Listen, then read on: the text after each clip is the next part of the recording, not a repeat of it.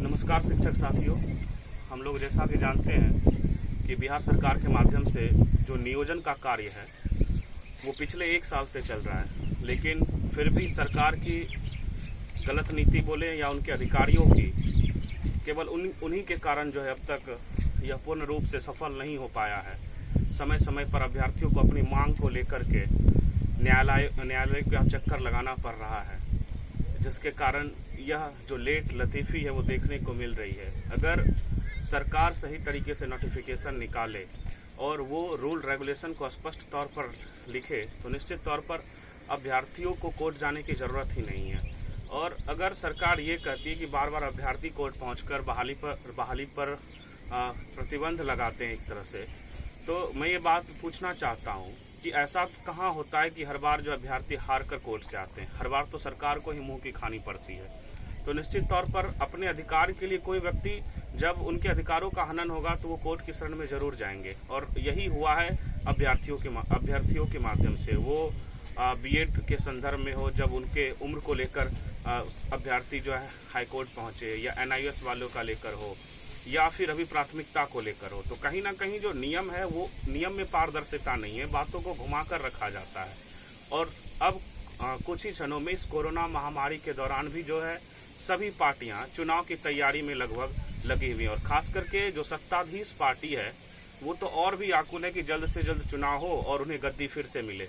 तो मैं इस वीडियो के माध्यम से सरकार को भी बताना चाहता हूं, और अपने अंदर उठ रहे उबालों को कुछ पंक्तियों के माध्यम से मैं सरकार को सचेत भी करना चाहता हूं और जागरूक भी करना चाहता हूं कि राष्ट्र बनाने वाले को अब है अपना भाग्य बनाना। राष्ट्र बनाने वाले को अब है अपना भाग्य बनाना, इस चुनाव में है कुछ अलग कर दिखलाना। सत्ताधीश को फिर से चाणक्य का है एहसास कराना। सत्ताधीश को फिर से है चाणक्य का एहसास कराना, इस चुनाव में है कुछ अलग कर दिखलाना। न्यायालयों के नाम पर अब बंद करे बहलाना। न्यायालयों के नाम पर साहिबे मसनद बंद करे बहलाना, इस चुनाव में है कुछ अलग कर दिखलाना। जाति धर्म का भेद भूलकर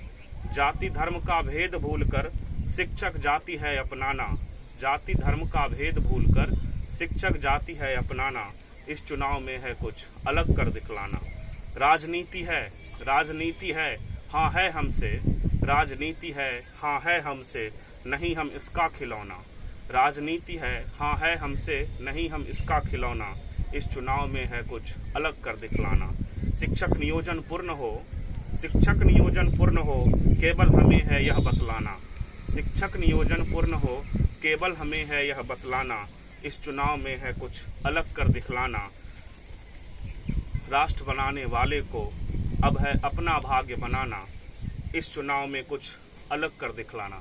इस सरकार की दमनकारी नीति को मैंने जो भावना मेरे अंदर उठ रही थी, मैंने उसे कलम के माध्यम से अपनी भावनाओं को इन पंक्तियों के माध्यम से बांधा है, और मैं कोशिश करूंगा कि हम जैसे तमाम अभ्यर्थियों की आवाज़ इस बहरी सरकार के पास पहुंचे कि यह वही जनता है जो आपको सत्ताधीश बनाती है, और ये किसी का भी एक बपौती नहीं है। यह तो जैसे आप राहत इंदौरी के बारे में सुनते हैं कि वो कहते हैं कि ये किसी अपने शहर के माध्यम से बताएं कि जो सत्ता होता है किसी एक व्यक्ति का नहीं, आप तो एक किराएदार की तरह हैं। आज आप हैं, कोई और दूसरी पार्टी आएगी, और जो बदलाव होता है, जो क्रांति आती है, इसी प्रकार के बर्ताव को देखकर जो है अभ्यर्थियों को क्रांति और बदलाव के क्षेत्र में अग्रसरित होना पड़ता है। इन्हीं चंद पंक्तियों के साथ धन्यवाद।